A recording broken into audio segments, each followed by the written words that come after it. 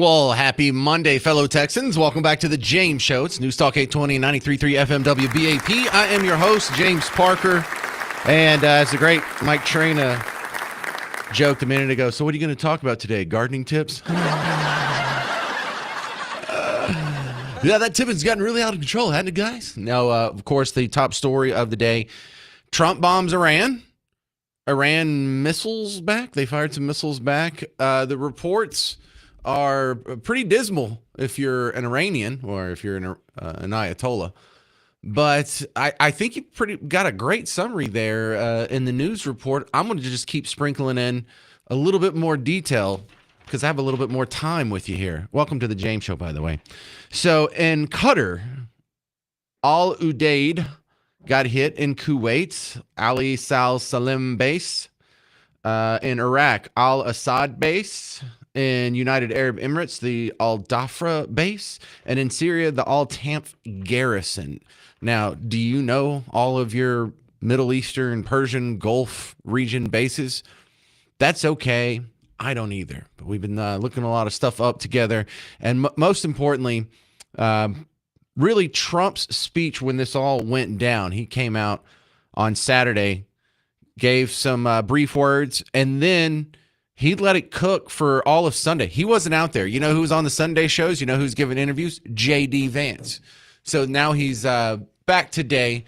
And even after we've had a good 48 or so hours to digest what all's happened, starting with the U.S. bombing Iranian nuclear sites, the most important part is still what he said in those first statements right after it happened. First off, of course, he's going to say it was a success. Tonight, I can report to the world that the strikes were a spectacular military success. Iran's key nuclear enrichment facilities have been completely and totally obliterated. Iran, the bully of the Middle East, must now make peace. If they do not, future attacks will be far greater and a lot easier. So the results of this could be placed on a spectrum. Best case scenario, I think now that we had American planes dropping American ordnance on Iranian targets, I think now we're our best analog or our best hope would be for something like the Gaddafi situation, where he didn't step down, but he stopped funding terrorism after that. He wasn't running around chanting death to America. He wasn't funding other people doing terrorist things. And so the close proximity to the Iranian situation, the comparison would be maybe the Ayatollahs realized we could stay in power. We just have to stop funding Hezbollah and stop funding Hamas and stop funding the Houthi rebels and basically everyone that's in a thorn in our side in the region. They got to stop that. They're not going to be blocking the Straits of Hormuz. They're not going to be kidnapping our guy. I was just going through my Iranian archives earlier today. You remember when we had some hikers, some college students decide, hey, we're just going to hike in the mountains outside of Tehran. And the police found them, Americans, what are you doing here? They're like, we have our passports. And so they basically got taken hostage and they had to read like the hostage statement. They're like, the Iranians have been very good to us. We were wrong to illegally invade their country. We apologize. And by the good graces of the Ayatollahs. So they had to read the hostage statement. They did that with our sailors a couple times, which was really weird. So maybe they might just stop doing that. Worst case scenario, I think, is in Afghanistan, where we do end up toppling the regime, but we have to sit there and prop it up with our lives and treasure. And it wasn't like back-breaking treasure, but every family that lost a life, it was all for naught when you just give it back to the same people who you took it from in the first place. I think that's the worst case scenario. I don't think it's going to be that bad. I don't think it's going to be as good as the Gaddafi scenario, where all of a sudden, they just like a light, all hostility ceased. There's no more missiles or bombs going back and forth. And we have a guy who used to support terror, no longer supporting terror, just keeping his own little fiefdom, his little oil fiefdom, and minding his own business from there on out. I am more toward the Gaddafi side than the Afghanistan side. 800-288-9227.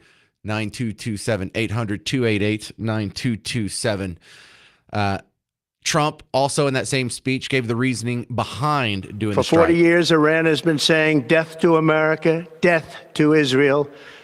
They have been killing our people, blowing off their arms, blowing off their legs with roadside bombs. That was their specialty. We lost over 1,000 people, and hundreds of thousands throughout the Middle East and around the world have died as a direct result of their hate. In particular, so many were killed by their general, Qasem Soleimani. I decided a long time ago that I would not let this happen. It will not continue. So then the next cut I thought might be the one that you hear a year from now, maybe 5 years from now, is what might be the Trump doctrine. You know, the Theodore Roosevelt speak softly but carry a big stick. I like this Trump one of, hey, now's the time for peace or we're going to keep bombing you.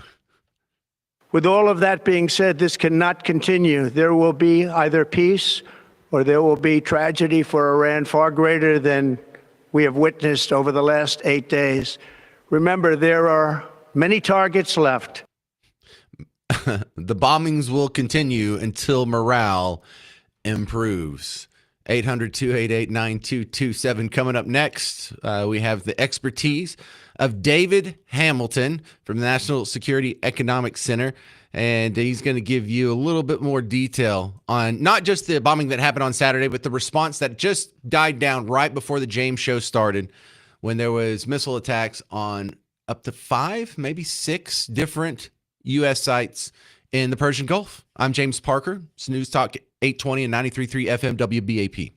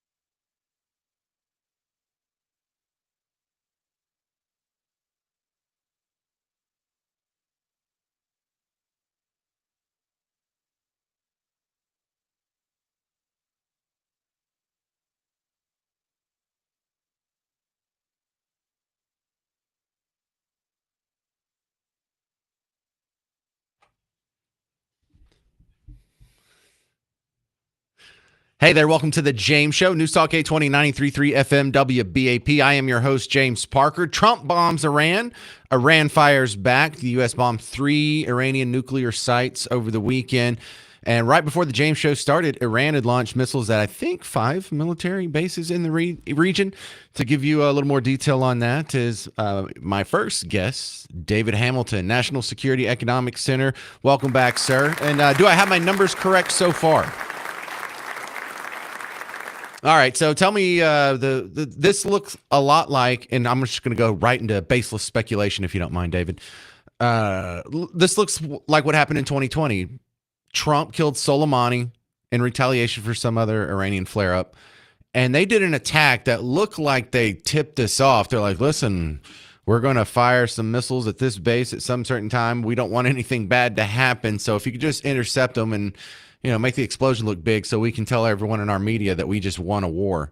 That would be great. And I don't know if that's the official story, but that's certainly what it looks like happened in 2020 and then maybe today.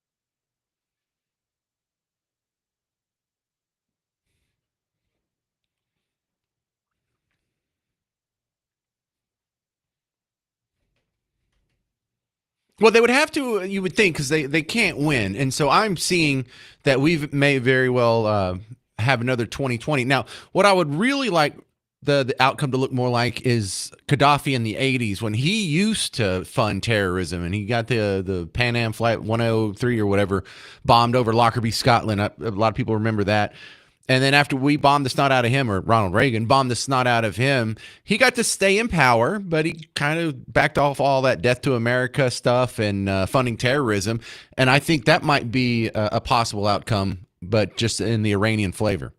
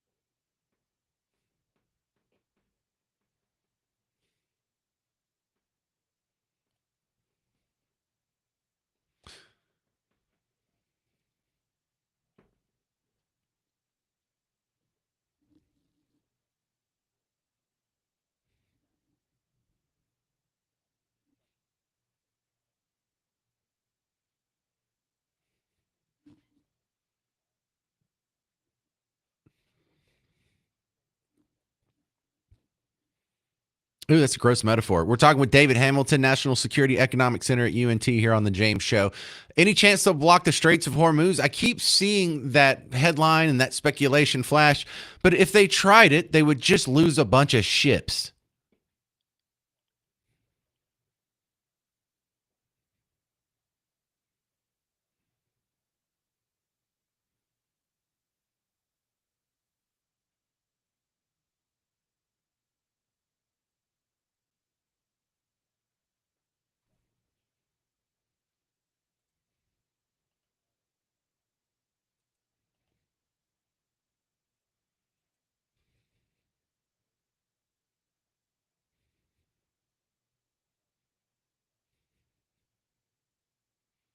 David Hamilton, what do you think about the concern over Iranian sleeper cells here in America might be activated and retaliate?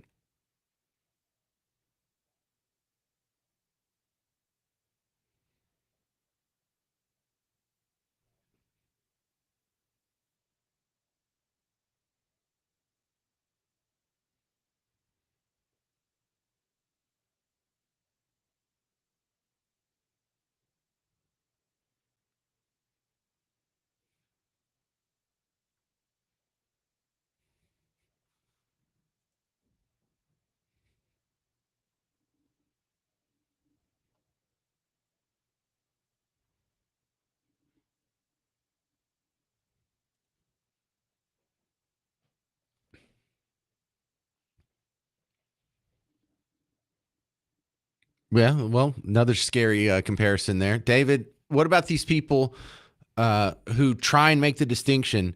We are at war with Iran's nukes. Trump said this over the weekend. We're at war with Iran's nukes, not Iran's people. Do you think the people of Iran get that, or is that going to calcify them into some sort of anti American stance?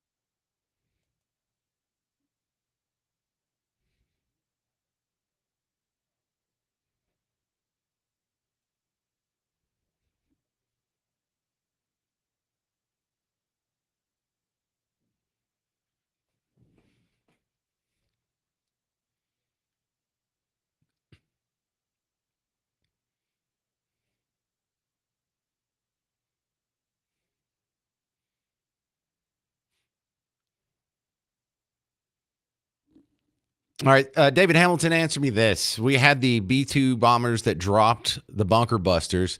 They took off from Missouri, flew halfway around the world, dropped the bombs, turned around, came back. Why didn't they just launch from like something closer, like Diego Garcia? Or certainly we had a base closer than Missouri.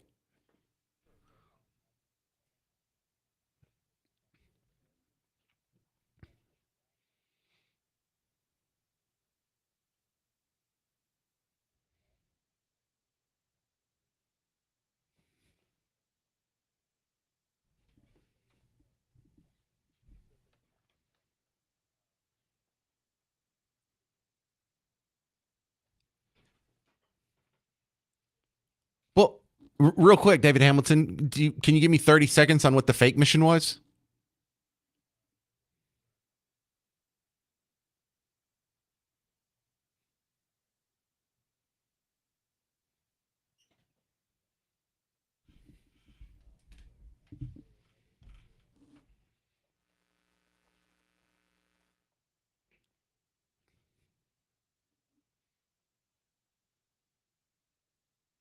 That is hilarious. That's going to be a movie with like Matt Damon or Ryan Reynolds or something coming up. David Hamilton, National Security Economic Center at UNT. Thank you for your expertise. All right. Well, good to have him on. 800 288 9227. 800 288 9227. I'm going to tell you why I think this isn't going to escalate. This is probably going to be the last big flare up, I hope. I'm James Parker. It's News Talk 820 93.3 FM, WBAP.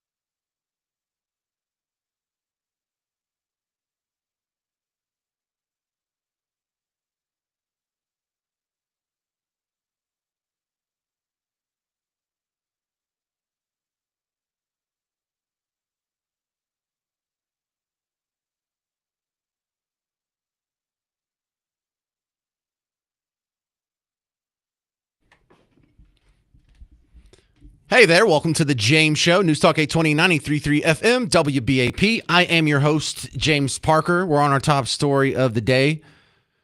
Trump bombs Iran's nuclear facilities. Iran fires back right before the James Show started. The 5 military bases that were targeted, I don't think any of them actually had an actual strike. And one of the stark contrasts between this conflict and the conflicts that you've seen your entire life. Some of you are old enough to remember Nam. You can go through the first Persian Gulf, second Persian Gulf, our little messing around in the Balkans for a while, Afghanistan, Iraq. I mean, think of how much we have been through. Black Hawk Down. What we didn't have through all those conflicts versus what we have now is memes. Memes. This is hilarious. This is comedic material for ninjas on the internet. Listen to how good this is. I don't know if did AI make this?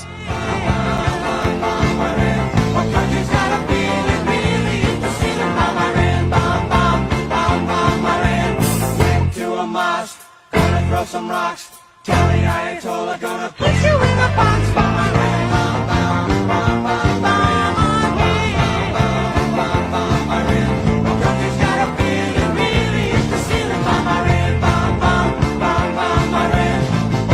Sam's getting pretty hot.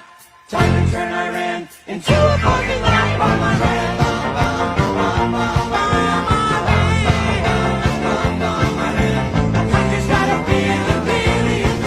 All right.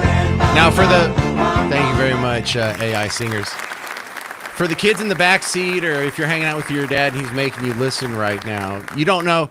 This is what we had. We want to go back. Back in my day, we didn't have good old AI parody songs. We just had some old goofy politician who looked like a human Q-tip singing on the spot a cappella. An old Beach Boys song, Bomb Iran. Bomb, bomb, bomb, bomb. Anyway, We were savages. We were absolute savages back in the early 2000s, drinking out of water hoses, printing out our directions on MapQuest. No iPhones. Mike in Louisville, you're on WBAP. Go. Hey, James. So first off, that song was actually made in the 80s. That was back in the Reagan era, so it wasn't created by AI. Two, you talked about a diversionary tactic. They actually launched 9 B-2s. They all were heading west. 2 of them continued flying west as a diversionary. 7 of them did a U-turn and headed east. Wait, where did it come from? It came out of Whitman Air Force Base. Where's that? Was that in Wyoming, where the B-2s are stationed? So basically, half the fleet launched. They've got 20 of them, and they put 9 of them in the air. But only from that one spot, because David Hamilton made it sound like we launched some other B-2s from other locations. No, I believe they all came out of Whitman Air Force Base. We supposedly have some in Diego Garcia. I'm not sure how accurate that is. I thought they were all sitting at Whitman.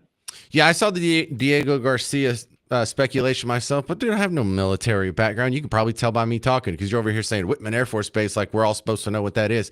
Remember, a lot of us are civilians. We don't know this stuff, Mike. So I appreciate you calling. So since you actually do know more than me, let me pick your brain a little bit. So they have to fly all the way from America in the middle of the heartland to the pretty much the other side of the planet. How many times do they have to refuel while they're up? Probably 3 refuelings. And it was a round trip that took 36 hours. Yeah, so 3 each way? So it's 6 total or just once? No, 3 total. Oh, so like at the halfway point, right before or after they drop the bomb, and then again at the halfway point? Yes. So where do those planes launch from? We have, like, I don't know, Germany Air Force Base or something? So those are KC-135s that are probably doing that. We have those stationed all over the world. All right. Well, I just remember connecting to those when I was playing Top Gun on Nintendo. So, I mean, I'm pretty much as experienced as you are at that. Okay, that's good. I mean, you flew a simulator, you obviously flew the airplane, so. Yeah, I'm obviously making fun of myself. All right, so now tell me, as a layman, what don't I know about this mission that I would think is cool? What don't you know about it? Right. Well, they're up there for 36 hours, so where'd they go to the bathroom? Where did they sleep? Did they stay awake for this whole time? Yeah, so my assumption is they slept in shifts? Yeah, so they've got actually sleeping quarters in the B2. So they have a bed that they can actually sleep in, and they have basically a porta potty in there that they're pooping in. Yeah, so it's like a tour bus. Yeah, pretty much. All right, fun stuff. I find that the logistics of this just way over my head and kind of fascinating. So I appreciate your insight. Mike in Louisville. I got time for one more. Let's do Jay in Dallas. Hey, Jay in Dallas, you're next up on WBAP.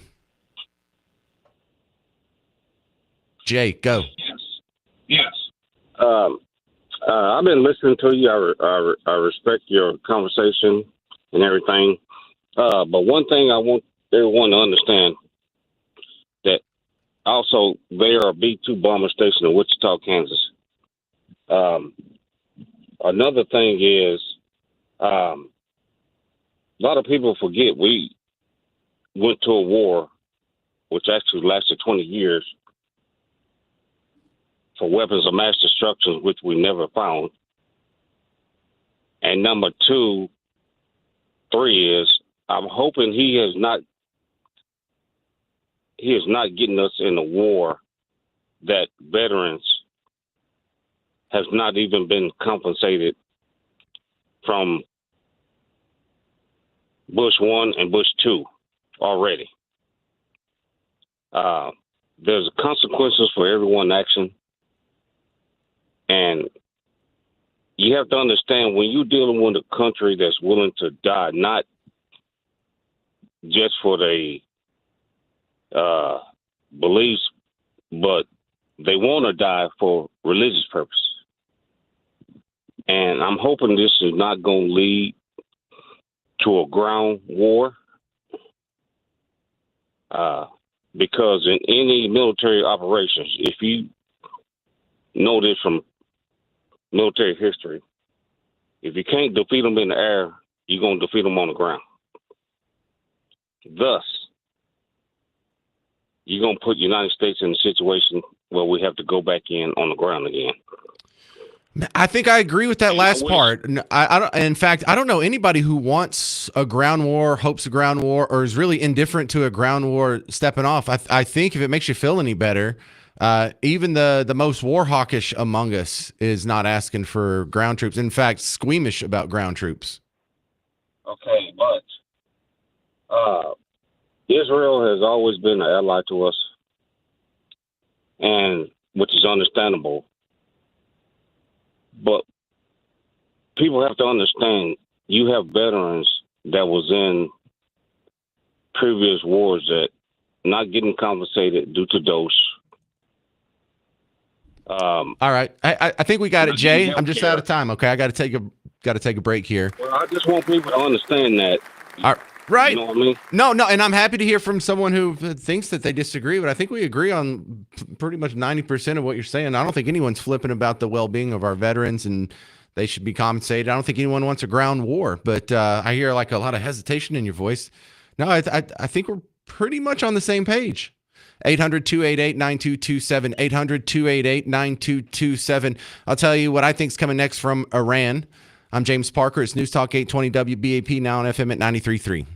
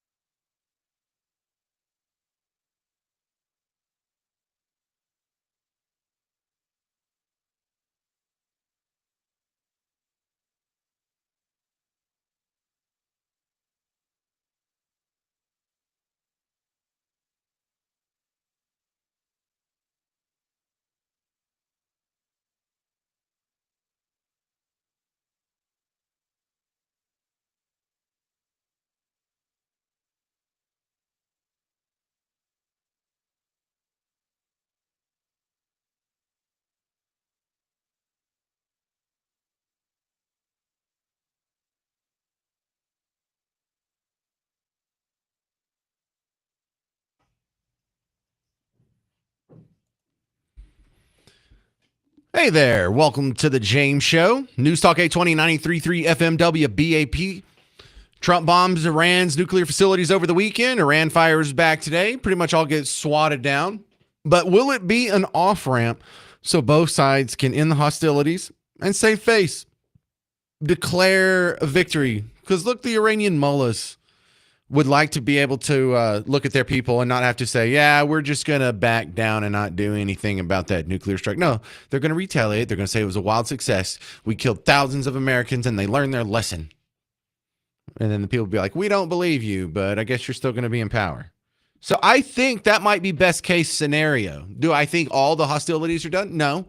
Because what we really have to look at after this is will Iran continue to be the butthead that funds terrorism, whether it's Hamas, whether it's Hezbollah, whether it's ISIS in Syria, whether it's the Arab Spring and Muslim Brotherhood in Egypt and Libya, whether it's the Houthi rebels in Yemen. These guys have been a problem pretty much everywhere. And if you can solve for this one variable, so many other dominoes are going to fall. And I'm not saying we're going to have world peace, but one of the big stains against world peace right now is these guys. How many conflicts are these guys funding? Are they the ultimate backstop of?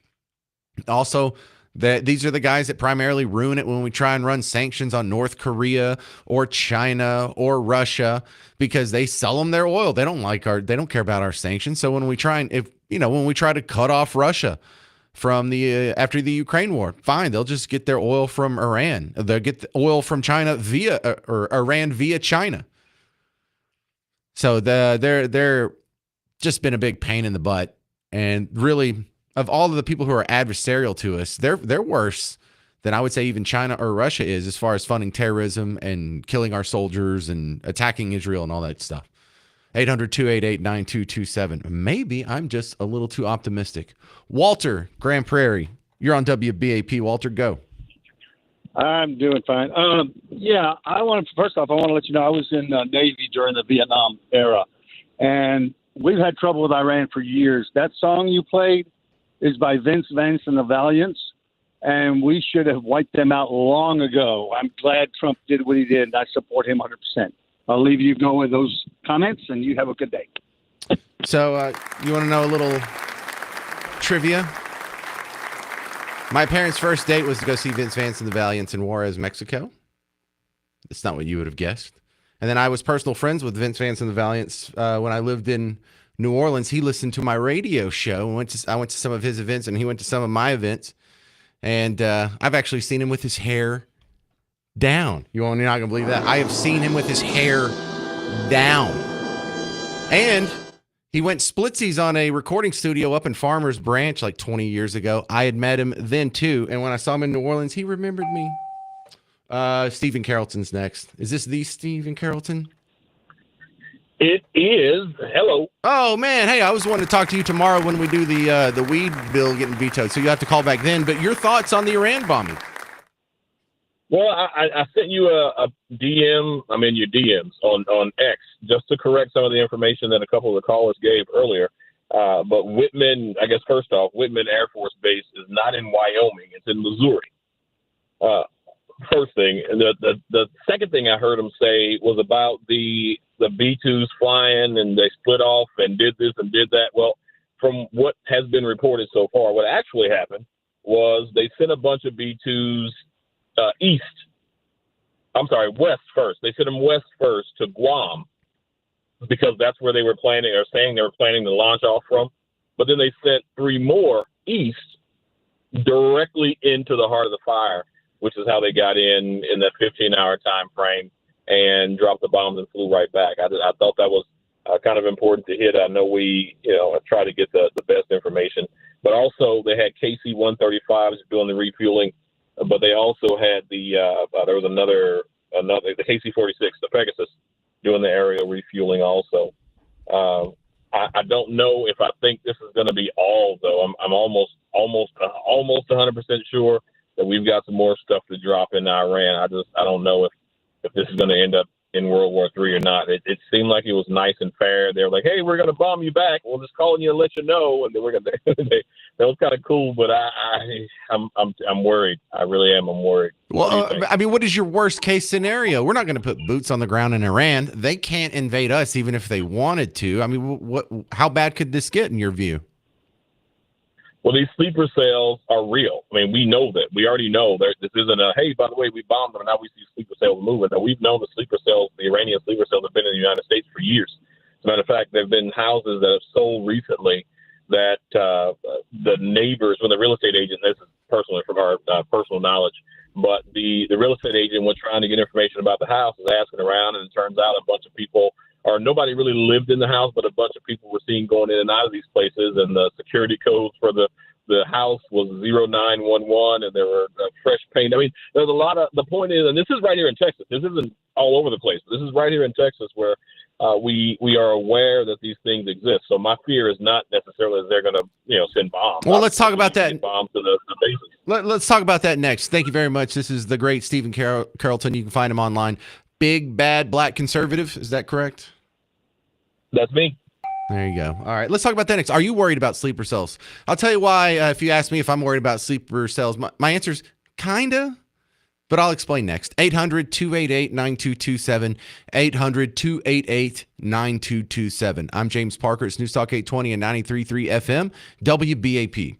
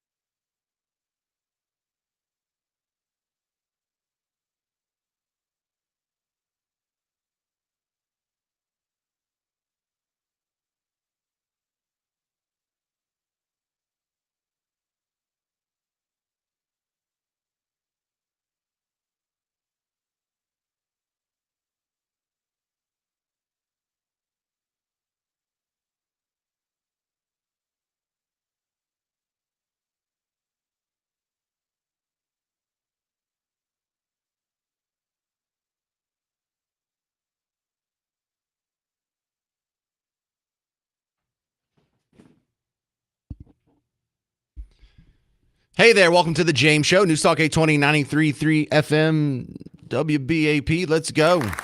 Trump bombs Iran. Iran fires back. Still, no reports of any injuries, much less deaths. I don't even think anyone got a headache from the retaliation from Iran today. Hopefully that's the end of it. That's the super optimistic view, and I'm leaning optimistic on this. But if you're a little concerned about sleeper cells, my answer is I can't totally brush that off. You know, we have seen sleeper cells happen. We've seen it not just in the United States, but in many other countries, like the Bataclan attack and the stuff that happens in German Christmas markets and for some weird pattern. No, it happens. And so is that a concern? Yeah, a little bit. Is it something that's going to keep me from going to the grocery store or the local shopping center? Don't be ridiculous. But can I completely dismiss it? Absolutely not. I do have the recognition that if you're concerned about sleeper cells, sure as hell hope you aren't one of the people that was wanting an open border, okay with an open border for the last 4 years or whenever D has been in power. Sure hope you're not part of the crowd that wants to disarm American citizens. Yeah, there's sleeper cells everywhere. Now turn in your guns. Nah, doesn't make any sense. Oh, there's sleeper cells everywhere. Let's keep an open border. That doesn't make any sense. Other than that, I can't you would be naive to dismiss it 100%. So how much do I dismiss it? Not even 90%. I think I'm about 70% dismissal. Like I don't know, I give it a 1 out of 3 chance that there's a sleeper cell that's going to do something about this. This is Jim in Comanche. You're on WBAP. Hi, I keep up to date quite a bit on aviation. They only built about 15 B-2s, and they've lost a couple to accidents. In situations like this, with a full load at maximum range, they usually take off with a light load of fuel, and once they reach cruising altitude, they're top off the tanks. I would think they probably refueled 3 or 4 times each way for that extra safety margin in case there's anything unforeseen, like having to divert or something. They've got plenty of fuel to do whatever they have to do. Are you a veteran? I was in the Army and the Navy. Yeah. Look, I'm interested in details. I don't want to be dismissive of you guys, but I also don't want the show to turn into some internecine argument between different veterans, and I'm just the proxy for it. Okay. No, I appreciate your call. This is funny to me because you don't have anything to say to me. You're responding to other callers who are responding to other callers, and you guys are. I don't know. I watch veterans do this in real life where they get onto each other for getting something wrong. Like it's the C-28. No, it's the C-27, and I don't even know what any of these numbers are. So it's kind of amusing to listen to from the outside perspective, the layman, non-trained perspective. That's all. Okay, well, it's just kind of surprising to a lot of people. There's only about 12 or 15 B-2s. Hey, I didn't know that. So much, a lot of people think there was a lot more of them. No, and that's why I like to hear from you guys, because I don't know this stuff. And there's a lot of people out there with no military background. No, I didn't know that. I didn't know if we had 100 of them, 1,000 of them, 6 of them. I didn't know. So you added a little to the show. And 2 of them have been sitting in Diego Garcia for a while, probably as a diversion, because everybody thought that was a logical base to operate from because of its distance from Iran. But I guess that was never the intention. Yeah, go look up that base on Google Maps, people. That's got to be like one of the worst places to get stationed. That's where you get stationed if you tick off your boss, because you are just in the middle of nowhere with nothing to do. They don't have skee ball, nothing. I don't even think they have like a Best Buy. Richard, Collinsville, you're on WBAP. Well, James, thought I'd put in my 2 cents worth. And can you hear me all right? I can. You sound great, Richard. Good. What Trump did was conduct what used to be called a punitive expedition. If you listen to the Marine hymn, from the halls of Montezuma to the shores of Tripoli, both of those incidents were punitive expeditions designed to go in and destroy a specific kind of target and then leave. And we've done this a number of times over the years, but here in the modern age, they no longer seem to like the old terms like punitive expedition. what gave Trump the legal authority to conduct this punitive expedition was the fact that it was a threat to our national security. And so he could act without declaring war, because he would have to go to Congress to declare war. And you don't need to declare war for a punitive expedition. So he has gone in and destroyed the object that needed to be destroyed. Now, it's up to the Iranian people. If they don't want to be free, they're going to stay in their homes. And here's the second part of the problem. Where is the Republican Guard? Nobody's seen them. I've got a suspicion that they have integrated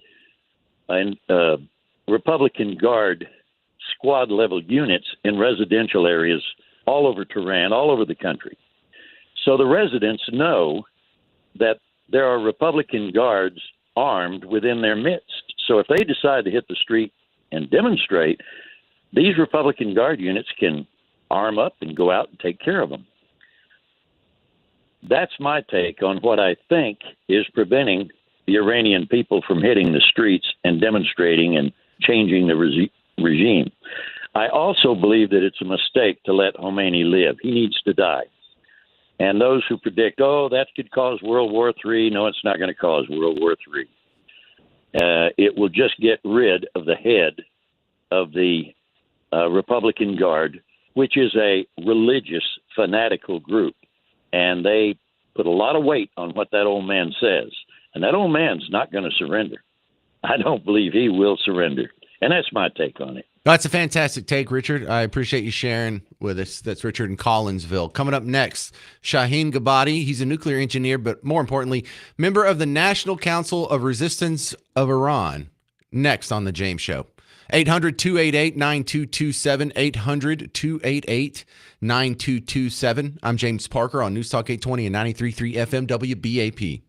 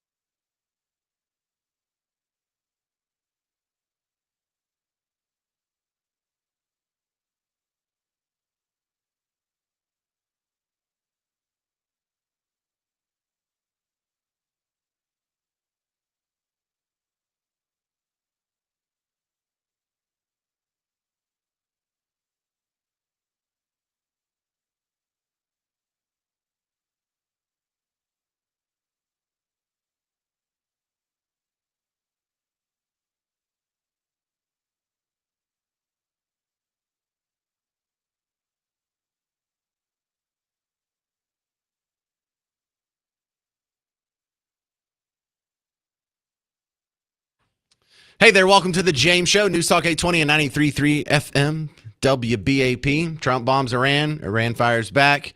Some people already losing their mind. A couple viral videos.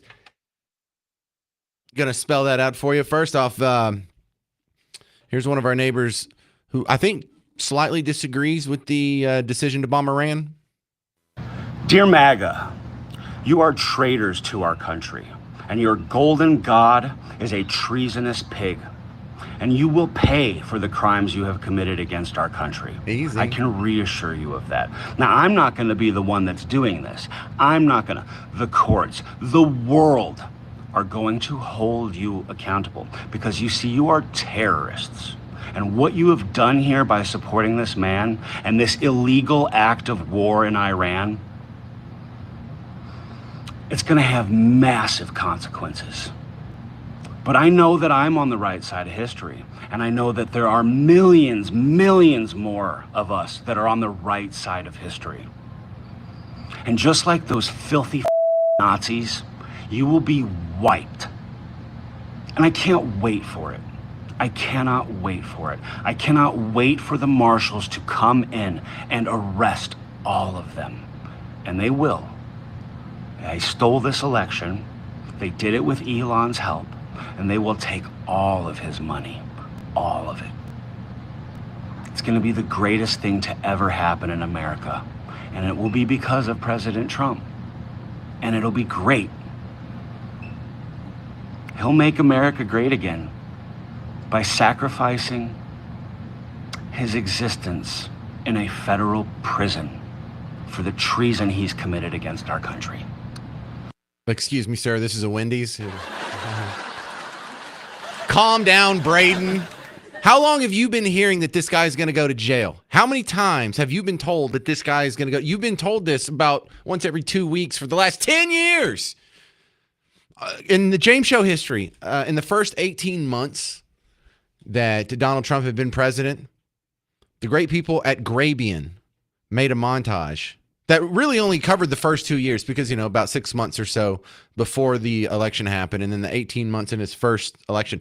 This was from the first 18 months of Donald Trump's first term. So we're talking about, 2018? We had this much material. This is what they were telling you in 2018, and they've told you every year since that he's about to go to prison. Breaking news, a new bombshell. One astrologer says this means the beginning of the end for President Donald Trump. The beginning of the end of the Trump presidency. Trump will resign. Trump is going to resign. Is this the tipping point? I know we've said it over and over. You think this is a tipping point? And over and over. This is a tipping point. And over and over. Breaking news, President Trump off the rails. It was the beginning of the end today. The beginning of the end. It reminds me a lot of the last days of Nixon. Breaking news tonight, new bombshell. This is the beginning of the end. The beginning of the end. The walls are closing in. The wall's closing in. The wall's closing in. Breaking overnight bombshell. This is a very dramatic day, and I think it might be near a tipping point. Do you think this is a tipping point? This is unbelievable. This is remarkable. Have you ever seen anything like this? His presidency is crippled.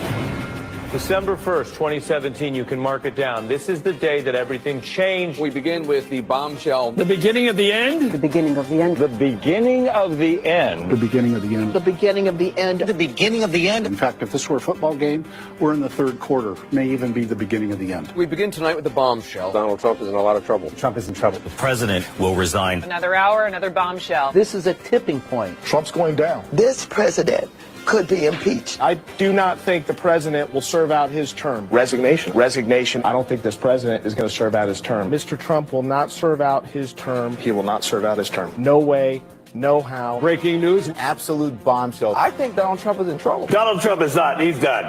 And it's over. It's over. The wall's closing in. The wall's closing in. This is going to be the Achilles heel. Breaking news tonight, I expect Trump to depart. This week will be the watershed week. Trump is in big trouble. Trump's in a lot of trouble. It's a sign of a terrified old man who feels the walls closing in. The walls are increasingly Closing in on him. Tonight, the walls are closing in. today changed everything. This is the beginning of the end. Today, the biggest Tipping tipping point for the Trump administration. What a historic day. The bombshells they fell. It's entropy and it's crumbling internally. He's underwater. He feels the walls closing in. Could his testimony be a turning point? We may be at a tipping point. It's the beginning of The end. The beginning. of the end. Another bombshell. Bombshell. Bombshell. Bombshell. Bombshell. Bombshell. Bombshell. Bombshell. This is a bombshell. It is a bombshell. I am beginning to resent the word bombshell. Here it is. You've already gotten what, 9 years of this, 10 years of this, and they're still saying it. Well, after this Iranian thing, well, he's going to end up in jail. He's going to spend the rest of his life in prison. How long can y'all say that before you're like, oh, maybe the people who are telling me this, they may not be correct in their predictions? You've been told every couple of weeks for 10 straight years this guy's going to jail. Why do they still say it? Do they still really believe it? It's a bombshell. Beginning of the end. Remember, that came out in the summer of 2018. So that montage made up of older clips itself, 7 years old. So I do not think he's going to go to jail. No, I do not think the walls are closing in. But I don't just play that to make fun of your political opponents. This is very good information in deciphering what is about to happen. So when you see articles of impeachment that are going to get filed any day now over these strikes and this Iran situation, you'll say, yeah, I'm not surprised. In fact, that's entirely predictable, kind of expected. Yawn, move on. You don't have to get all excited and exercise. Text your son 9:45 at night. Hey, what do you think's going to happen with Iran? Nothing. We just blew up their nuclear facilities. What do you think, they're going to invade? 800-288-9227, 800-288-9227. I don't play these montages. I just want to say that again. I don't play these montages just to make fun of them. I just want to set the context for when they say what they're inevitably going to say.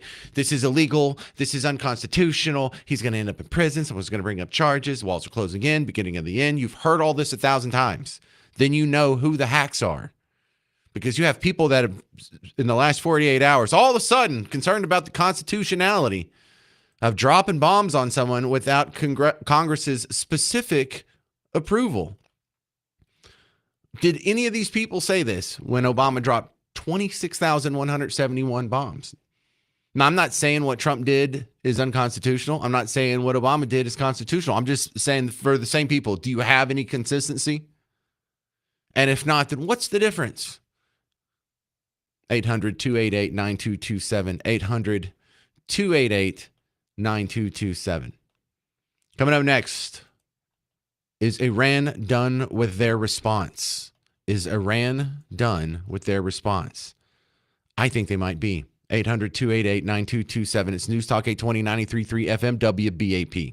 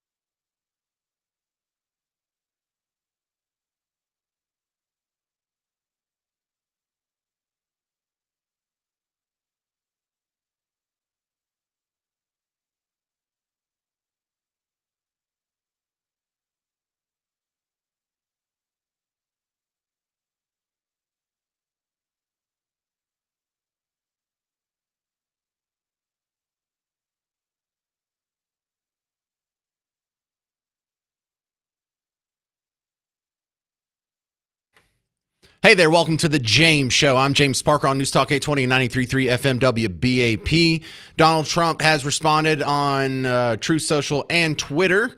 His official message from about 30 minutes or so ago is Iran has officially responded to our obliteration of their nuclear facilities with a very weak response, which we expected and have very effectively countered. There have been 14 missiles fired, 13 were knocked down, and one was set free because it was headed in a non-threatening direction.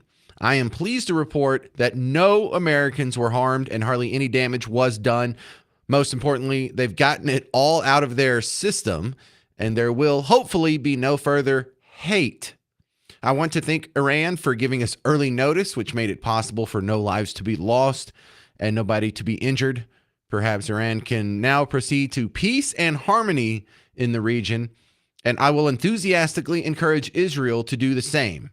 Thank you for your attention to this matter, like this is some kind of memo at work. Donald J. Trump, President of the United States of America. That's from the man himself about 30 minutes ago. Well, I am watching the live feeds over here on Fox News. They have a live picture, Cutter. Oh, nope. Now they switched to the old picture of the missiles getting shot down right before the James Show started. So this is now video that's just like 2 or so hours old, maybe 3 tops. But it seems like it's quieting down here. And allow me to continue my optimism. This really might be the worst of it past us. Does the United States do another bombing run? What on earth could the predicate be for this one? See, that's why I think a lot of people think they chose the excuse for their, oh, we're just getting rid of their nuclear facility. Not we want regime change. Not we want them to stop funding Hezbollah and Hamas. I mean, they want these things, but they don't go out and say it. So if they just use the pretense of, yeah, this is an attack on the Iranian people, this is an attack on their nuclear facilities only. Now you can stop the bombing. You don't have to escalate. You don't have to do anything else. And you get to withdraw and save face. He put himself in a very shallow position to extract himself. And I mean that in a good way. Should Iran just kind of give their little, here's 14 missiles we launched at you. It doesn't make sense that they would give him a heads up. I don't know why he would lie about that, but that just seems kind of weird. Be that as it may, they fired some missiles. No one got hurt. What's Iran's pretext for continuing this? If the U.S. doesn't stop again, bomb again, do they stop? Let's hope so. You want to hear where it gets weird? If you go through your social media feed today, you might find someone passing around this old clip from Hillary. This is back in 2008, which, let me set the context for younger people. George W. Bush is still in power, and there's an election where she's trying to get through the primary past Barack Obama and John Edwards. And listen to how hawkish Hillary Clinton is in 2008 on Iran. And I want the Iranians to know that if I'm the president, we will attack Iran. Whatever stage of development they might be in their nuclear weapons program in the next 10 years, during which they might foolishly consider launching an attack on Israel, we would be able to totally obliterate them. That's a terrible thing to say, but those people who run Iran need to understand that, because that perhaps will deter them from doing something that would be reckless, foolish, and tragic. And what was suspicious at the time is just a couple years later, there's some more Iran hullabaloo going on, and you have one of the guys that's the figurehead on the other side. You just heard from a Team Blue elite member. What about John Bolton, who was previously Secretary of State? No, he was something under George W. Bush, but he's been trying to bomb Iran for 20, 30 years. This is him in 2010. Well, Israel's got a problem because once the fuel rods are inserted into the reactor, an attack on the reactor would almost certainly release radiation into the atmosphere, given where Bushehr is located, right on the Persian Gulf, possibly into the water as well. So from Israel's point of view, if they were going to do anything militarily about Bushehr, they've only got a few days until the fuel rods are inserted. Their problem is, of course, they've got the rest of Iran's nuclear weapons program, the uranium enrichment facilities and so on, to worry about too. And I don't think Israel has the luxury to attack in the next few days, wait a few months and attack again. So that's why I think if this goes forward, and it certainly looks like it's going to, it's a major, major plus for the Iranian weapons program. Now, I can't really explain directly why that bothers me, but I think you can feel it too, that our spidey sense goes off, both me and you, when you hear the old guard establishment elites from both parties. And I don't mean little r Republicans and little r Democrats. I mean capital R Republicans, people who got their check from being in an administration. They both have been trying to bomb Iran for over 15 years now, 20 years now. Doesn't that make you a little suspicious? Whenever the old school moneyed incumbents in both sides of the aisle agree on something that you're not quite sure about, doesn't that make you doubly suspicious? Like, isn't it curious that every time we have one of these little budget deals or a budget shutdown or a debt ceiling, whatever compromise that has to be made, one side agrees to raise spending on social programs, the other side agrees to raise spending on defense and things like that. And whatever it is, they both agree to always spend more money, to always grow government. There's never the cut. It never gets smaller. You never spend less. Y'all just everyone's okay with it. Well, this is what we got to do to save it. Y'all both agree that we have to spend more money. Aren't you suspicious of that?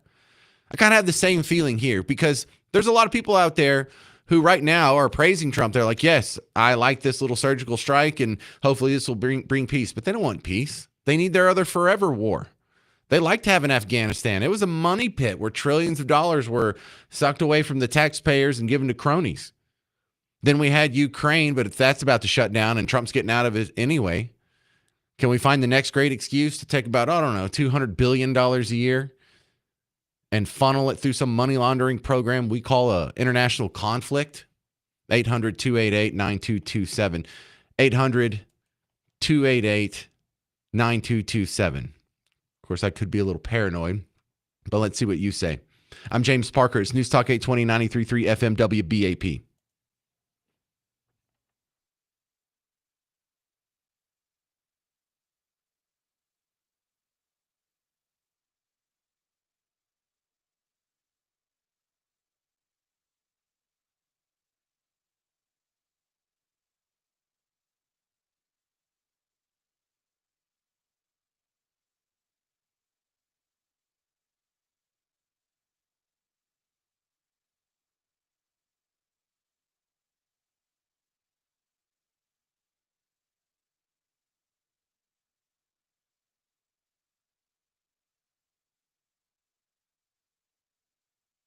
Hey, homeowners, James Parker here for Blue Ribbon Roofing. Let me tell you another secret of Blue Ribbon Roofing that will get you to their website faster than you otherwise would. Not only are they good at putting a roof on, but they're good at getting you the money you deserve from your insurance company, because that's the other part of it. Not only do you get a good roof that's not going to be made with shoddy material or second run factory defects, your warranty is going to be on it. It's going to be put on by the right people, by a crew who's been working with them for years. The other half of that equation in getting a roof is dealing with your insurance company so many times you think that you are out of options with your insurance company. You're just going to have to take what they give you. You have no way to fight back. Well, then they know how to do it at Blue Ribbon Roofing. They've been doing it for 31 years. And it starts with the number that you call to try and get your insurance to cover your roof is not the same number that John Hopkins is going to call. He knows someone else to call to not go to the part of the company whose sole job it is to get you off the phone for as little money as possible. I'm not saying I know how to do this trick. I'm just saying he knows, because that's what he's been doing for the last 31 years, and I want him to do it for you. You call, you get the free roof inspection. If your roof's okay, then you're good to go. If not, you're worried about paying for it, they help you with that. Go to blueribbondfw.com, blueribbondfw.com.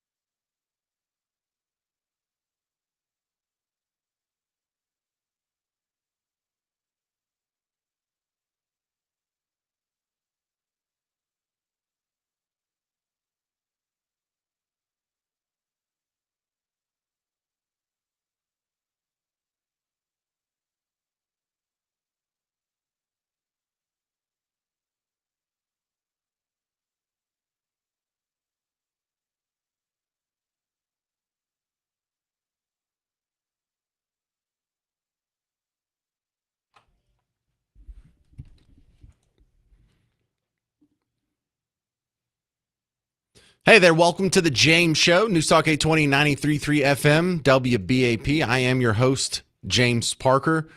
Top story of the day, it's kind of a twofer here. Trump bombs Iran's nuclear facilities over the weekend. Iran fires back right before the James Show started today.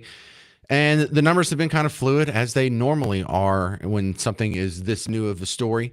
But in Donald Trump's post on social media just about 45 minutes ago, he said that 14 missiles were fired at American military installations in the region. 13 were shot down. One of them was off target and headed in a harmless direction, so they just let it go. So after this, what's next? I don't know. I guess best case scenario is nothing, but people sure do seem to be inflamed right now. Even if there's nothing else militarily that's going to happen. Is there going to be sleeper cell reactions? Is there going to be not even sleeper cell? It could just be some independent guy. What comes to mind is the Pulse nightclub shooting. Remember in Orlando, there was the Pulse nightclub shooting that happened. It was during Obama because the guy's modus operandi, or his reason for doing it, he even said himself, and we have the text messages between him and his girlfriend the night of the shooting. He was upset about Barack Obama bombing some Syrians. And he was kind of on their side because he was a Muslimist. And so he just independently got a gun, got a whole bunch of ammo, went to the Pulse nightclub. Actually, he went to Disney Springs first, saw a whole bunch of armed guards there and said, I'm going to go to some place that doesn't have decent security and shoot that place up. But there could just be one-off guys like that. So I'm really hesitant to say we're done with this. But militarily, I think there's a good case to be made for optimism. 800-288-9227. This is Bill in Grand Prairie. You're on WBAP. Bill, go. James, I'm not even somebody that would normally call into a radio show. I listen to your show every afternoon on my drive home. I think everybody should have their own opinion. It's America. That's what's great about it. But what's blowing me away, and this is, we wouldn't even be in this situation if Obama didn't drop off with nearly $1 trillion on the runway in Iran in the middle of the night and funded all of this since then. Secondarily, I'm listening to 94.5, one radio station over on accident, and it's D.L. Hughley saying that they can't believe what a liar, how administration is. I mean, have they not been around for the last 5 to 8 years at all? So what are they're complaining that he's lying about what? That every single thing that he's promised in the campaign, that every time he opens his mouth, that this administration is lying. So the only thing he's opened his mouth about is, I'm going to work on immigration, doing the heck out of that right now. In my opinion, the guy might be a little bit of a pompous ass, but he does what he said he's going to do, and that I can appreciate. But well, look, what you're hearing on other outlets, it's just an intellectual shortcut to not actually have to debate their point of their worldview based on the merits of its own argument. So that's why they call you a Nazi, so they don't have to debate you anymore. And it makes sense from their point of view, and I'm not talking to you, I'm talking to the people listening to us more so, Bill. But that's something you recognize when they call you a Hitler, when they call you a Nazi. It's so they don't have to have the argument anymore. So they don't have to explain their positions. They can just dismiss you, and rightfully so, because if Hitler really was reincarnated and put in front of us today, we wouldn't be debating his Social Security tables or whatever.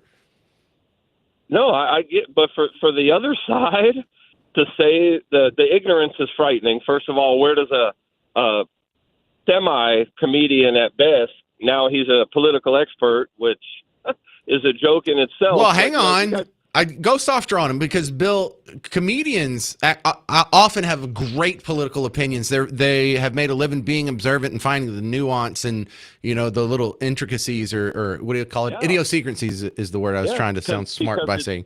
And I think he's a pretty damn good comedian. It's true. Listen, so normally it's funny because it's true. That's what's so funny about it.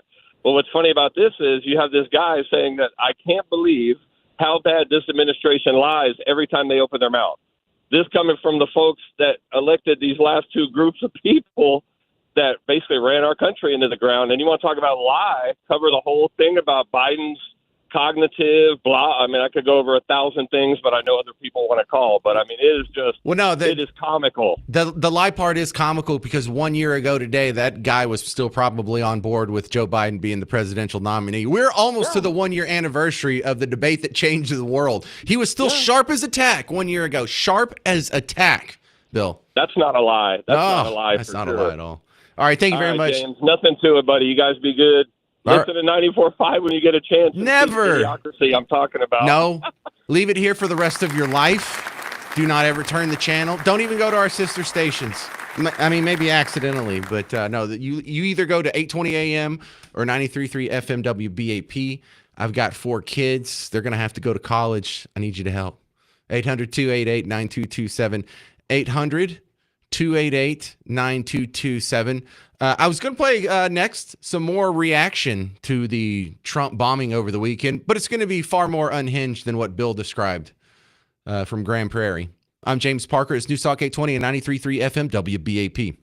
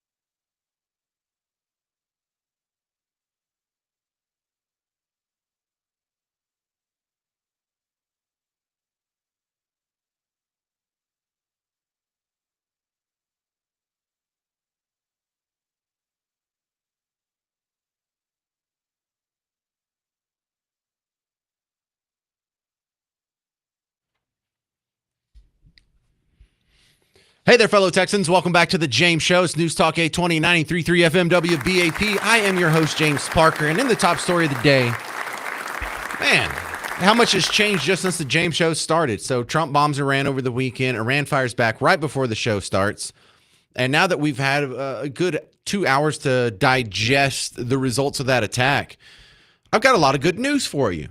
Now, let's look at the price of oil. Come on with me now, because for the day, it dropped, and it dropped drastically. If you look at what it just did today, that is such not a fair assessment in the least. You do not get a good picture because, look, the raw number is it dropped 9% today. But you got to put that in context. So what you have to do is not look at where it started today versus where it ended today. The bombings happened over the weekend. So you have to look at where it actually closed on Friday and see what happened there. Because between the close of the market, the last trade that was made on Friday, June 20th, was at $73.84. Over the weekend, I mean, they have the after hours trading, but the official number is stagnant until it opens on Monday. So today, the first trade this morning was made at $77.84. So you see that? It went up exactly $4 over the weekend. So that first $4 that it dropped just gets it back to where it was on Friday. The results of just the attack by Donald Trump had actually resolved themselves by about the time you were eating lunch today. The Iranian response happened after that, between when you ate lunch and the James Show started. And there was a little spike up when we got the news. It spiked, and then it returned pretty quickly, like within an hour, to where it was. And then as we started getting reports about the lack of any damage or casualties or significant strikes whatsoever, that's when oil plummeted for the last couple hours of trading today. And so then it went from being around 73.84, about where it closed on Friday, to close down at 67.36. So the big loss that happened in the last couple hours of trading, that's where the story is. That's where you see, oh my goodness, the people that are sort of the economic masters of the universe think not only is this not going to be a problem, this is going to be a better scenario going forward. Because right now, the price of oil is below where it was all last week. You understand the oil market people, the people that have billions of dollars into this, have chilled out and thought, okay, that last little run up that we've had, we've been having a run up for, let's see, what's today? For about 2 weeks there. That's all been given back, and we're back to the same homeostasis before this latest flare-up. So when you hear me be optimistic, I feel like that position is bolstered by what you see today. Now, stocks seem to be okay with it too, but they're being pulled in 1,000 different directions. So I'm not saying that doesn't mean anything, but it doesn't mean nearly as much as oil, because 20% of the world's oil every day goes through that little Straits of Hormuz, and this tells me they don't even think that's going to be blocked. Now, I don't think it's going to be blocked either, because any rational person would say if they try and block it, our Navy will just knock their boats and just sink them within hours. You're not going to be able to block the Straits of Hormuz if you want. And it's just going to cost you a whole bunch of money and lives and embarrassment on the public stage. But we haven't really been dealing with a rational actor. So the people that have to go say, are they going to be rational? Are they going to be irrational? This points toward calm, peace, rationality, and something more rational, more peaceful, more fluid, no pun intended, when it comes to the oil industry than what we had for the last couple of weeks. And if this continues going into tomorrow, this is people seeing long-term, not now, but 3 to 6 months from now, peace. A year from now, peace. That's what's so important about this oil number, more so than the stock number. Hey, it's great. Your stock market, it had a great day too. The Dow Jones was up almost a whole %. S&P was up 1%. And when you look at those, that's your IRA, that's your 401k. Your retirement's back on track. When I look at my S&P chart here, We're up for the year. Do you know that? We are up. We are almost back to the all-time highs. So for all of the S&P's history, all of stock history, except for this tiny little window from February to the beginning of March, we've never been higher than we are right now. Where's those headlines? Stock market about to bust all-time highs.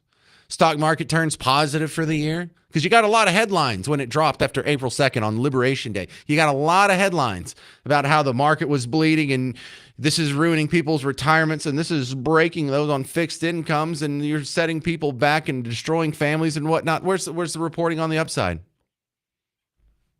I'll give it to you. 800-288-9227. Coming up next, my guest Richard Stern from Heritage Foundation. We'll talk a little bit more about how this will affect the economy, not just the price of oil, not just your stocks in general, but now that this conflict between Israel, Iran, and now us is sort of reaching a point where it's got to take its breath. Is he as optimistic about the economy as me? Find out on The James Show. News Talk 820, 93.3 FM, WBAP.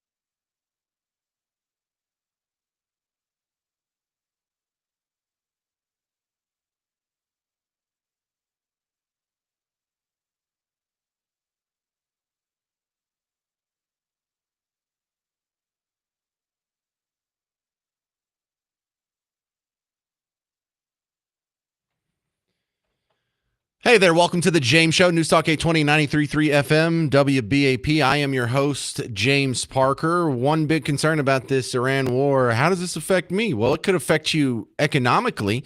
So far, judging by today, it's affecting you pretty positively economically, but my next guest is going to give us a little more detail on that. Richard Stern from the Heritage Foundation, America's #1 conservative think tank based out of Washington, D.C. Welcome to the show, Richard Stern.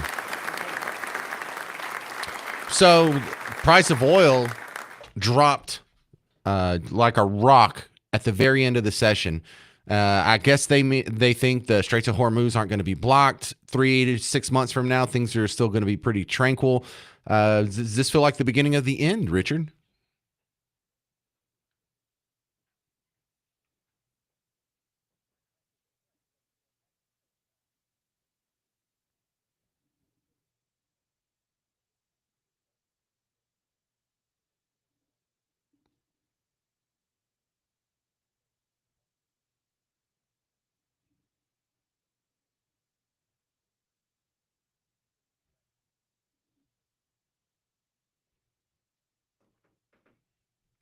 Well, stocks seem to like it too. We've now gone positive for the year. That seems like that doesn't seem like a whole lot of uncertainty in the stock market as well.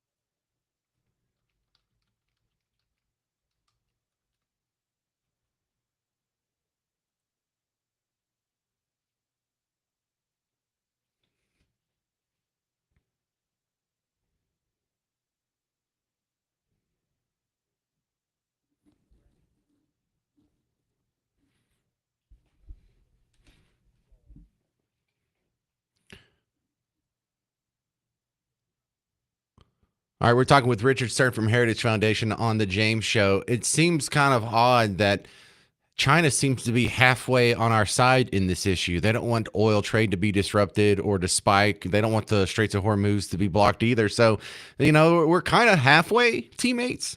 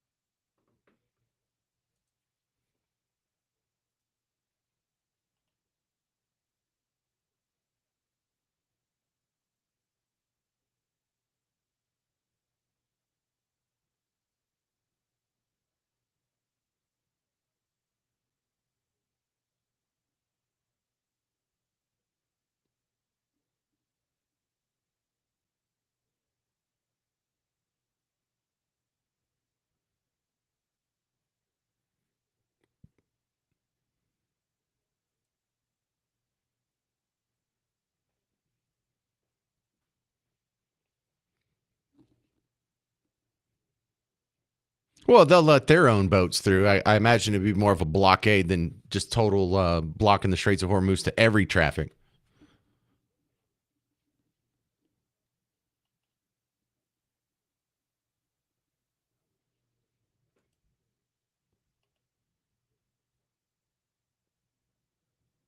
Ah, that would stop everybody. Right.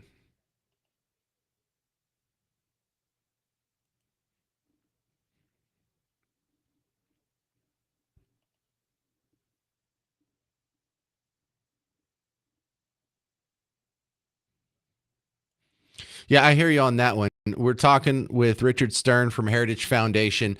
I don't even think they could Straits of Hormuz if they wanted to, whether they did it with mines or whatnot. But I've even thought, what if they just sit on the Iranian shore and have missiles or rockets shooting at the ships? Well, we could bomb that in a matter of days and have that neutralized. So, I mean, what options do they have left, Richard?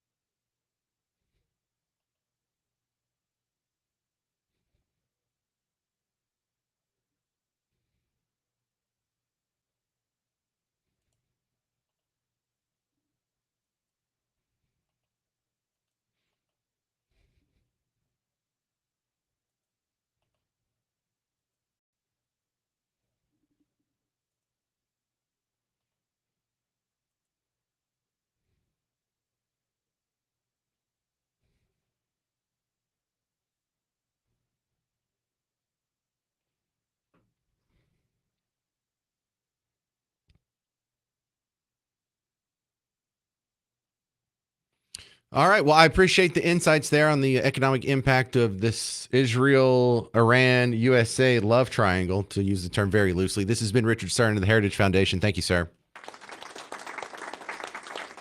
Okay, coming up next, we got to play Dead or Alive. 2 tickets to see Kansas are on the line. Coming to the Pavilion at Toyota Music Factory on July 20th. Special guests, 38 Special and Dave Mason. For the rest of us, we have to go get tickets at livenation.com. But if you want to try and win a pair from the James Show, go ahead and call in right now. It's Dead or Alive, 800-288-9227. 800-288-9227. James, I'm a new listener. I'd like to go see Kansas, but I don't know what Dead or Alive is. Super easy. Today's category is Timothy. I'm going to give you 10 people named Timothy. You have to tell me if they're dead or alive. Now, most of them are like celebrities or politicians or whatnot, but it really is that easy. It's like a 50-50 shot on all of them. So go ahead and call in right now for 2 tickets to see Kansas, July 20th, 800-288-9227. Dead or Alive next on The James Show. I'm James Parker. It's News Talk 820, 93.3 FM, WBAP. Now to my buddy Bob Lavelle. And this is the guy you call when you need to get into a house. I was thinking about inflation, Bob. And if you buy a house, you have 25% inflation like we have in the last 5 years. That house is worth $500,000 and you didn't even do anything but exist. And so if you sell that, you walk away with that money. And so what a great way, especially in a high inflation environment, to build wealth, Bob. You know, that's why we're hearing all these stories about the clients that we've had from 5 years ago, 10 years ago, or 20 years ago that are having us sell their houses, and they're walking away with $400,000 or $500,000 in net profit. You know, you can't do that in the bank when they're paying 3% or 2.5%. You know, and the house is stupid. And you know, when you think about it, I mean, the house doesn't know you didn't pay cash. And in a bad market, let's say it goes up 10-12%, you're still going to make a whole lot more money than you are on the bank, unless you're, you know, a risk taker and you like the stock market. You know. Can't argue with that. So get started. You don't just need to get out of the rent race and start building wealth for yourself. You're crazy if you don't, especially in a high inflation environment. 972-392-9595. Call 972-392-9595. Bob Lavelle has the classic website, blessyourheart.com, or you can call him at 972-392-9595. Thanks again, Bob.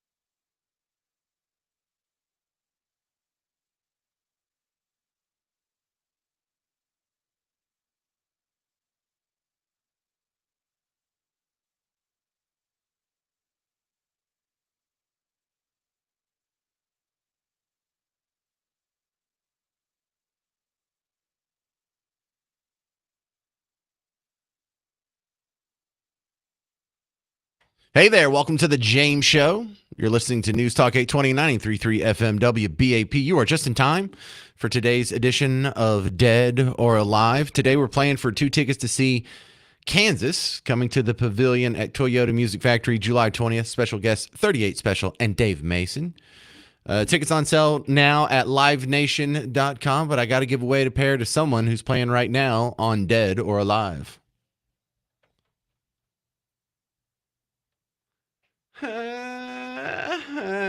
Thank you very much, Mr. Jovi.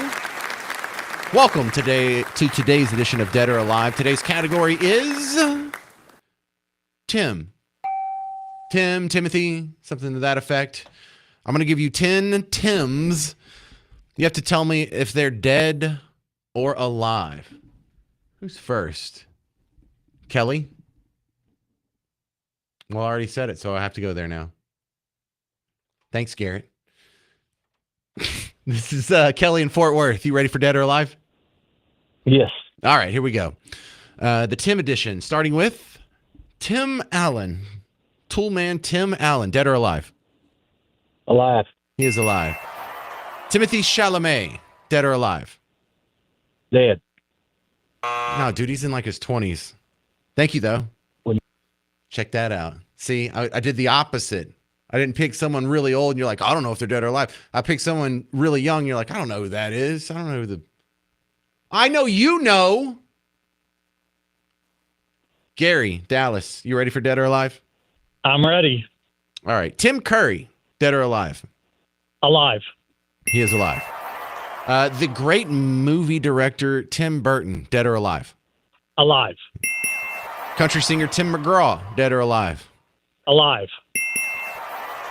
Timothy McVeigh, dead or alive? Dead. He is dead. Trying to catch you off guard and didn't slip Gary up for a second. Basketball great Tim Hardaway. Not Tim Hardaway Jr., who's playing now, but his dad, Tim Hardaway, who went to UTEP. Dead or alive? Alive. He is alive. One of the great wide receivers in football history, Tim Brown. Dead or alive? Dead. No, he's alive. I had to check that before the show. I know. It's a good guess, though. You did great. Even tried to slip him up with Timothy McVeigh, but he was all over it. This is Charlie in Dallas. You ready for Dead or Alive? I'm ready. We have one of the former James Bond actors, Timothy Dalton, dead or alive? Alive. He is alive. And finally, for 2 tickets to see Kansas, football legend Tim Tebow, dead or alive? He is alive. Yeah, he's only like 40.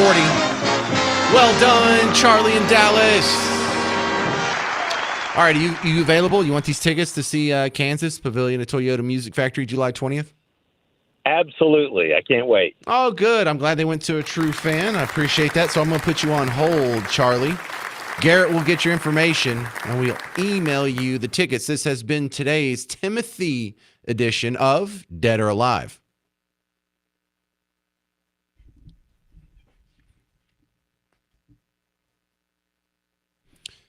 Thank you to all my wonderful contestants, and thank you to you for playing along at work or home or car or wherever you're at right now. Let's have some fun with people who, look, if people are going to have Trump derangement syndrome anyway, it's okay for us to enjoy it. It's okay for us to see these people and laugh. Now, for the other people who listen to this show, I know about 20% of you are kind of lean toward Team Blue, and I'm not doing this to insult you. I'm not talking about you. I'm talking about the people who are fringy on Team Blue. And there's some fringy Team Red people who put up cringe video stuff too. Send me some. I'll play them sometime if it's funny. But in this one, I was really enjoying over the weekend people just turning on their phone and videoing and sharing their mental meltdowns for all the world to see. This is a weird sort of performative art. And a lot of it is performative. Like the same people that go out and hold a sign in the street. What are you doing? Are you waving a sign that's going to change the world, or that's going to change any laws or policies or anything? No, it's just performance. Makes them feel better about themselves, makes other people see them being a good person. It's a big fat virtue signal. But the even lazier version of that requires almost no effort is this thing where you just video yourself screaming in the phone, and then you put it on TikTok for all the world to see that you're one of the good people. A mom was upset about that. No one's talking about the draft. No one's talking about boots on the ground. But she's going to scream about it anyway. If you caused one of my kids to get drafted, regardless of whether or not they come back to me alive and in one piece, I will no longer be no contact with you. I will be full physical sports contact with you. Whoa. Boxing, Mike Tyson pulling your ear off, contact with you. Do you understand me? So if you have voted for Trump and you know me and they announce the draft, you better turn around in Walmart if you see me. Don't try to say hi. Don't try to pretend we're friends. You better forget you know who the I am. You better forget my name. If you cost me my child because PTSD, I will become your worst enemy. You better forget you know me. And you better turn tail and run if you see me.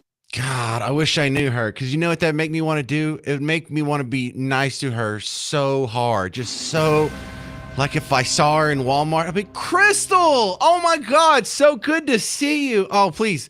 Dude, you look great. Oh, look at your kids. They look great. They're getting so big. Oh my goodness. I'm so happy. It's been too long. We should hang out sometime. This will be great. Just be so just over the top nice to them. I can't, you can't even talk to someone in Walmart if they didn't vote the same as you. I had a friend tell me her ex-girlfriend is no longer talking to her dad because her dad voted for Trump. People, life has a whole lot of real significant obstacles that are just putting in front of your face all day, every day, that we all have to battle through. Putting a roof over our head, putting food on the table, keeping up with healthcare and insurance and the price of gas and a career and a family. And you don't have to invent reasons to be upset. You don't have to invent obstacles to overcome. No one's going to draft your kid. 800-288-9227. More butthurt coming up on the James Show. It's News Talk 820 and 93.3 FM WBAP.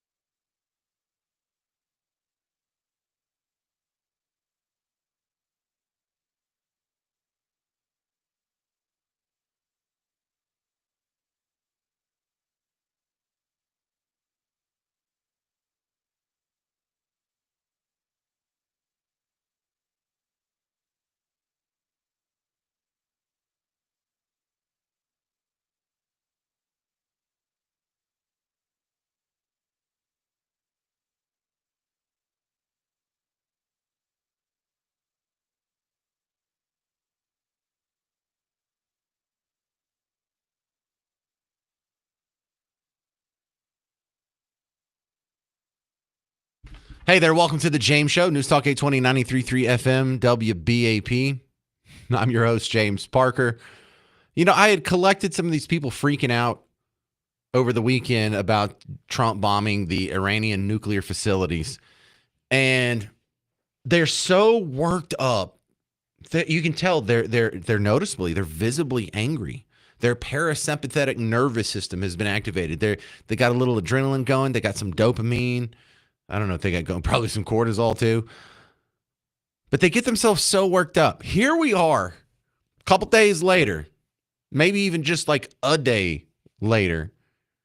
And after seeing the sort of flaccid response by Iran, the markets, both the oil markets and stock markets, think that cooler heads are going to prevail.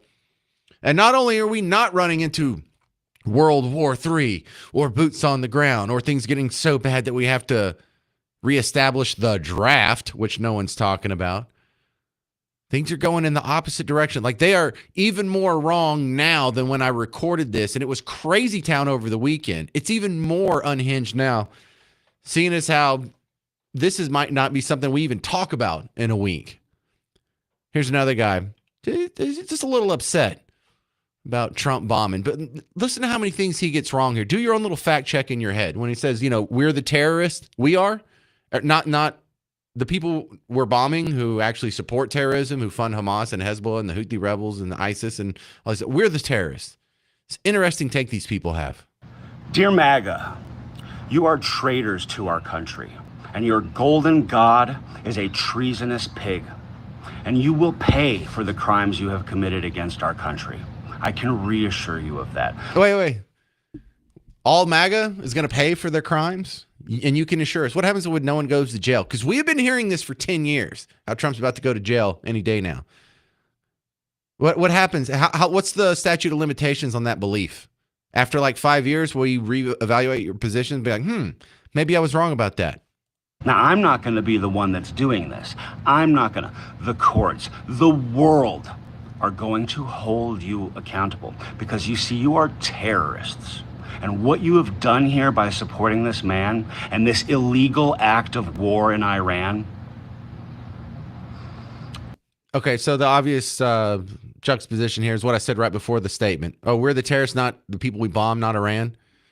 Who's more of a terrorist? The person who bombs the terrorists, the people who are the number one state sponsor of terrorism in the world? They sponsor Hamas and Hezbollah, the Houthi rebels, ISIS. They're on the wrong side of the Arab Spring. They sell oil at a discount to any nation that we're trying to sanction. No, not the people funding the terrorists, the people that are bombing the people funding. They're supposed to be the terrorists. How does he get it this backwards? It's an emotional argument. That's how. He's been whittled and refined, and his little blade has been sharpened to hate Trump so bad that he's willing to believe this. It's going to have massive consequences.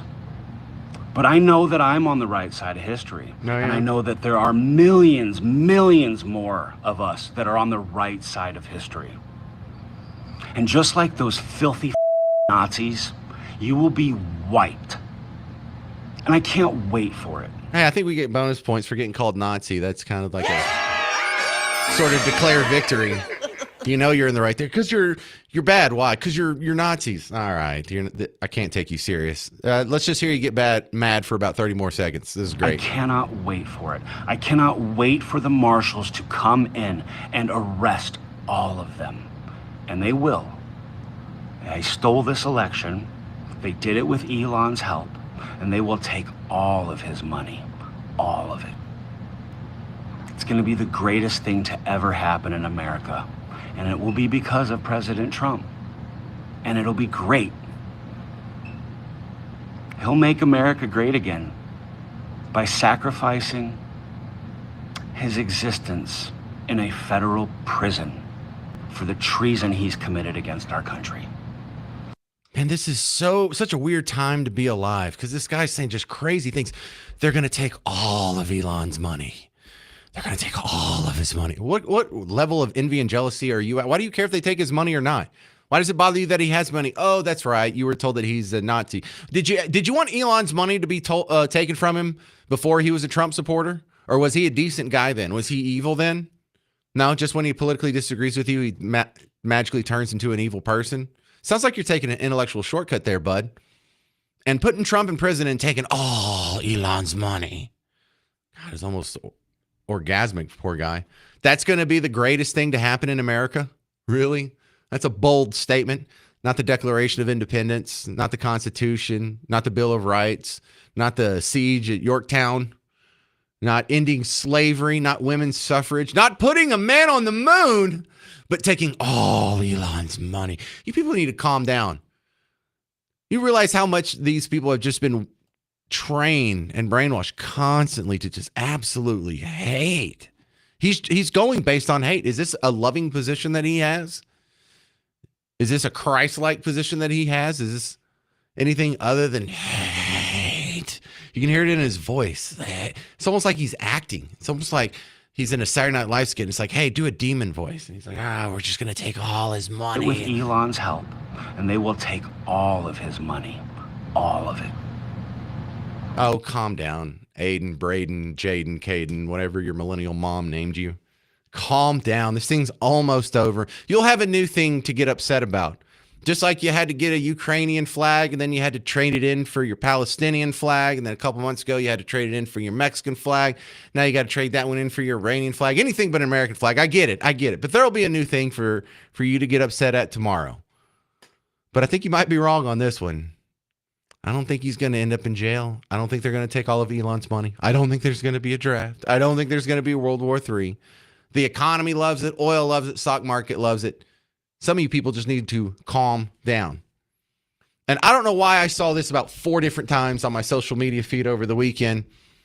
But just like we like to go back in time and see what Hillary Clinton said in 2008 or Obama said or McCain said or whatever, someone keeps passing around this scene from Ronald Reagan.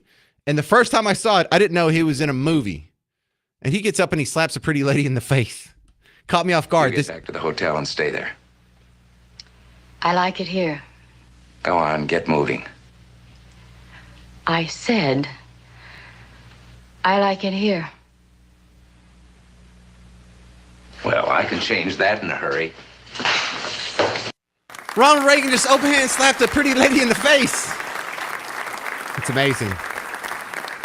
See, I don't have Trump derangement syndrome, and you do. That's why we're happier than you. And I'm not talking to you, guy listening. I mean the audio I was just playing of the other guy.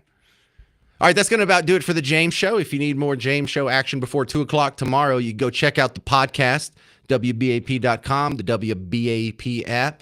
Stick around. Mark Levin, the great one, is coming up next. I'm James Parker. This has been the James Show on News Talk 820 and 93.3 FM WBAP.